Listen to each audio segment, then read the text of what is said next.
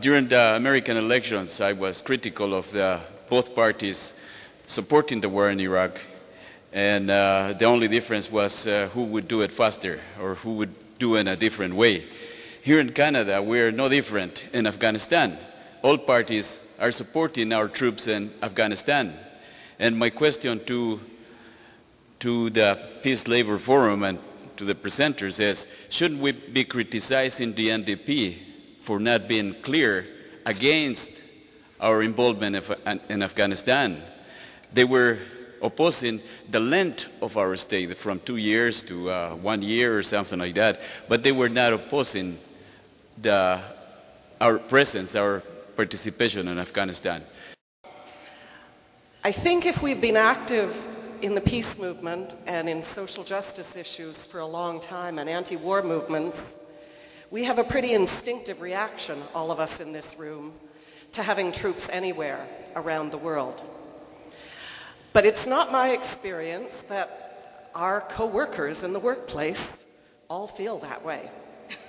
And it's really important for us to ground ourselves in that reality when we talk about how we're going to build the peace movement and how we're going to take it forward and how we're going to take these arguments forward.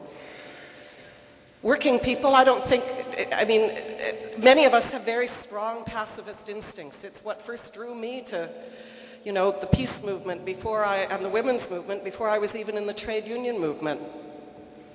But I don't think we can assume that workers automatically are pacifists or that they're going to be drawn to arguments that say any role for the Canadian military in the world is wrong. Now, I'm not suggesting that anyone has said that, but I think it means our critique has to be very concrete.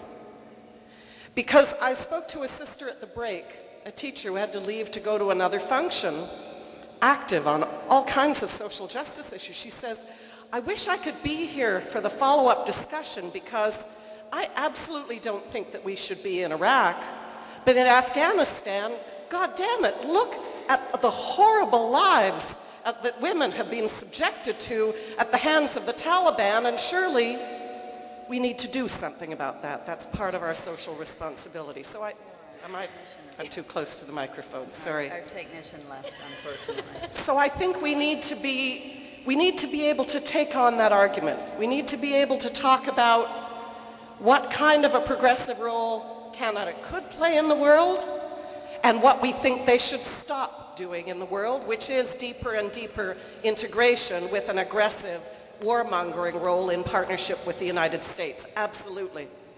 But I think pat answers aren't going to solve the problem. It's going to need to be a really concrete critique that is founded in people's experiences. And I know, you know, and I can speak from experience here, many of us have parents who fought in World War II. And a pure pacifist position that says we don't stand up to fascism isn't going to get us very far because, you know, it was right to fight fascism, and there are some places that we should have Canadian troops around the world, but it ought to be in order to build civil society.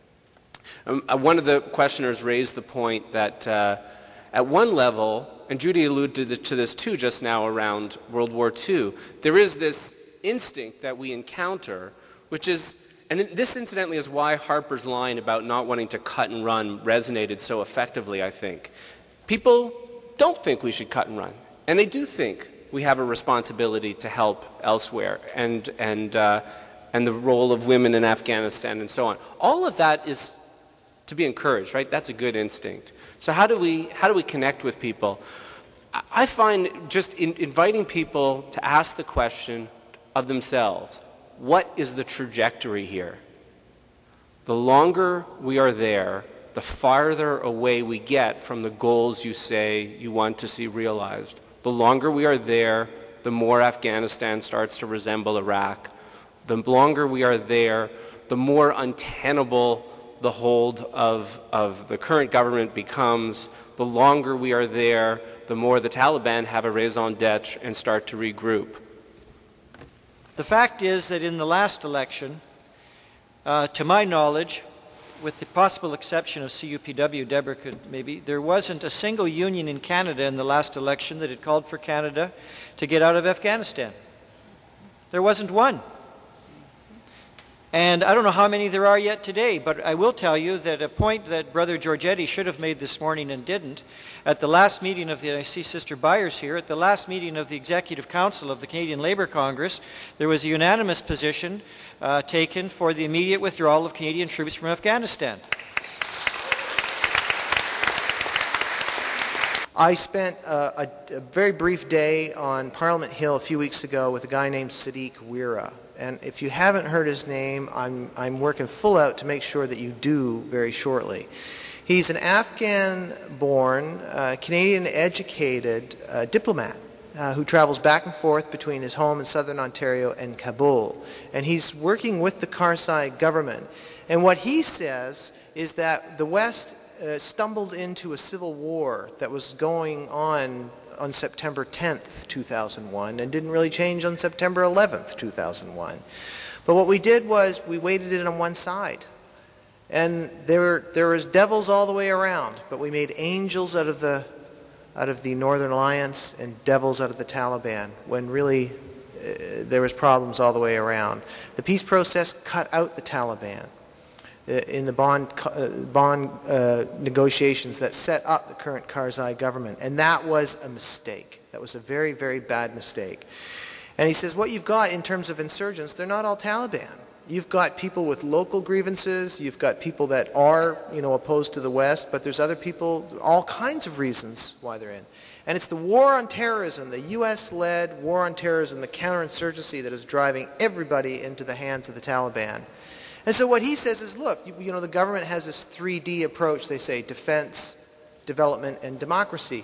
We're paying no attention, or to the diplomacy rather, we're paying no attention to the diplomacy. And what we need is a new peace process that involves the Taliban, so that they stop shooting and we start talking. We need a ceasefire to allow a new political process to begin that's going to have to engage the Taliban. Are you here to create a culture of peace? Yes. I need you louder, I can't hear you. Yes. So if we are going to create a culture of peace, you don't do that at the end of a gun. Do you want it at the end of a gun? No. So then, taking our troops out of Afghanistan will state that very firmly. Peace is peace, not with guns, anywhere, anytime. Do you agree? Yes. Let them hear you. Yes. Thank you.